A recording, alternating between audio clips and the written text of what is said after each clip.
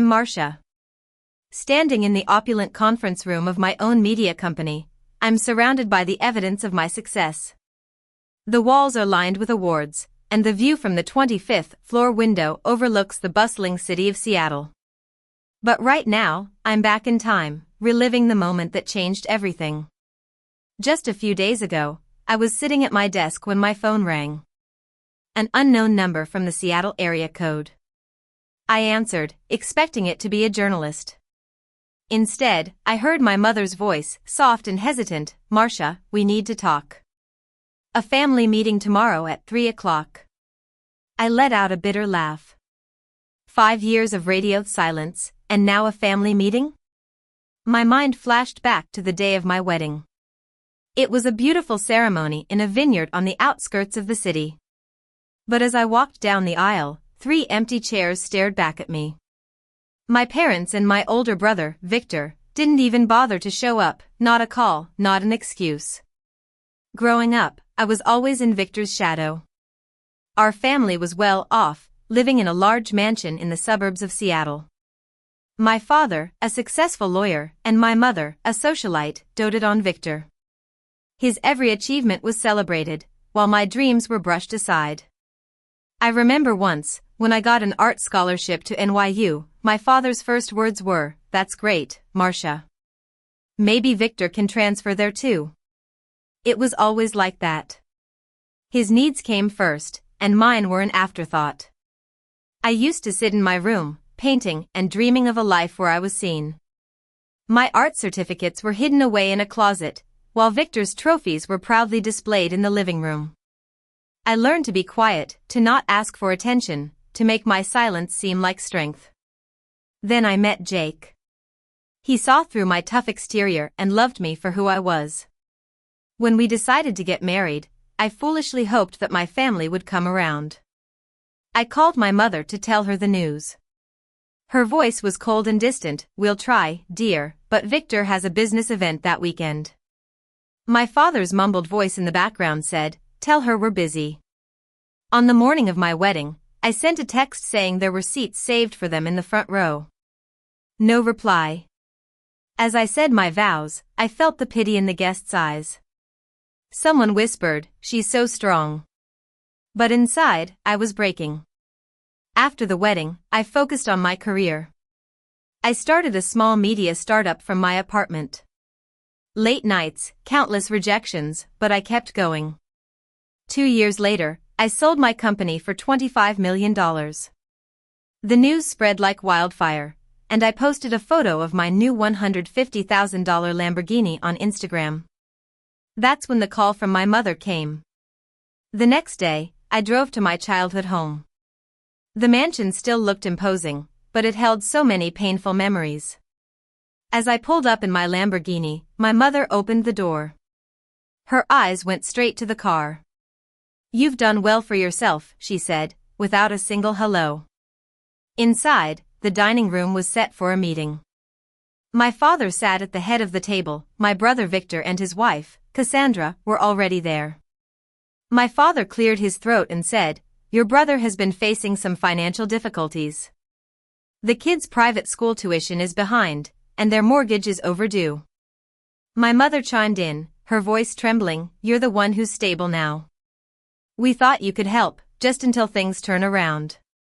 Family helps family." Then my father slid a folder across the table. "Here's the loan paperwork. We've filled in most of it for convenience."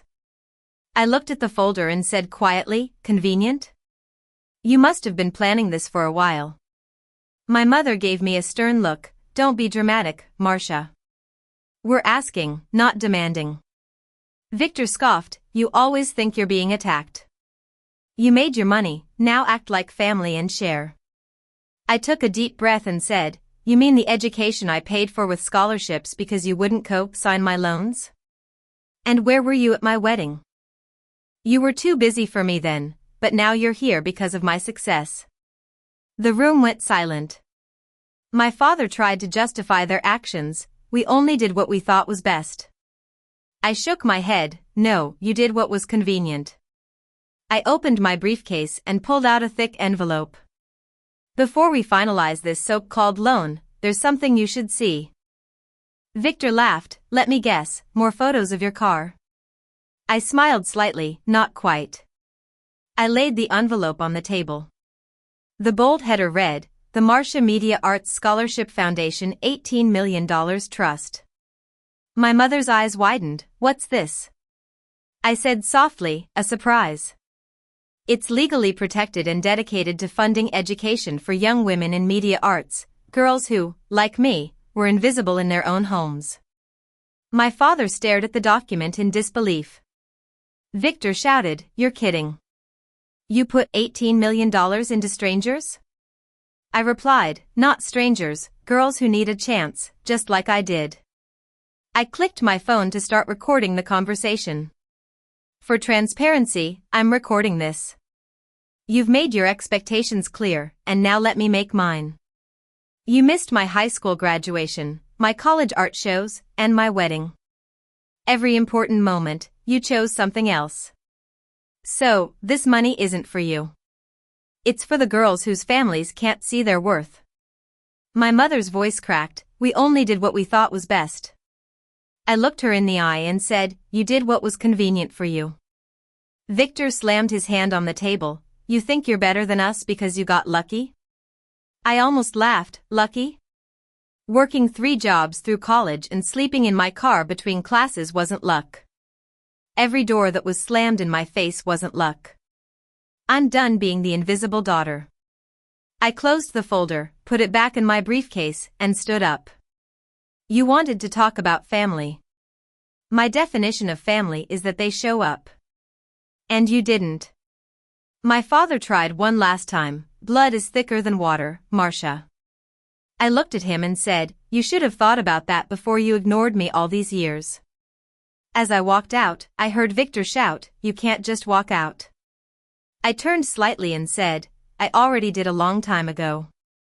Back at the office, I received an email from my mentor, Emily. The foundation launch was approved, and the press release was scheduled for the next morning. The news spread quickly. The Seattle Business Journal ran the headline, Self-Made Founder Turns Pain into Purpose. By noon, my inbox was flooded with messages. Some were congratulatory, some were curious, and a few were bitter. One of the bitter messages was from my mother, You've humiliated this family. I didn't reply. That afternoon, the front desk called to say that my family was causing a scene in the lobby.